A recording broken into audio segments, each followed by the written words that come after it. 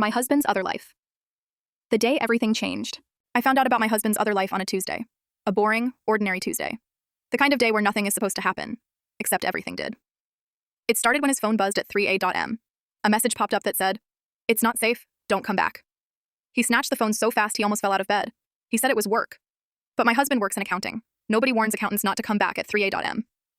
The next morning, he rushed out the door without kissing me goodbye. That's when I noticed he left his wallet behind.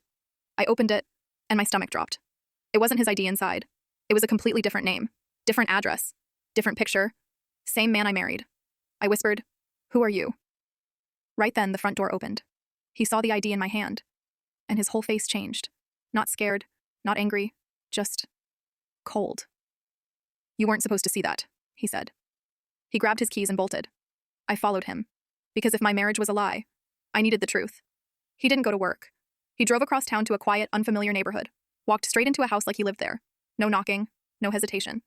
I crept to the window. Inside, my husband was kneeling in front of a little girl. A girl who looked exactly like him.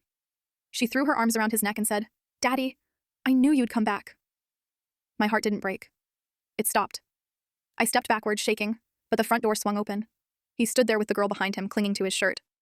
"I was going to tell you," he whispered. "I just needed more time." I asked, "Who is she?"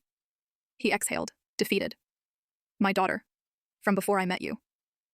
Before I could cry or scream, he added something worse. "They think I'm dead." My blood ran cold. "Why?" I asked. He looked over his shoulder, scanning the street. "Because the people I used to work for don't let you leave alive." I started backing away, slowly. He whispered urgently, "Go home. Lock your doors. And forget you ever saw this house." I ran. I didn't look back. I locked every window, turned on every light. And for a moment, I actually believed I was safe. But at midnight, someone slid an envelope under my front door. Inside was a photo of me, asleep in my own bed.